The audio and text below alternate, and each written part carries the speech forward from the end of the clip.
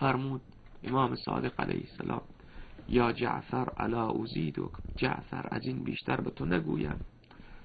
عرض کرد که بله نعم یا سیدی، جانم به فدای شما، بفرمایید. ما من احد قال فی الحسین علیه السلام شعرا فبكى وأبكى به إلا وأوجب الله له الجنة وغفر له.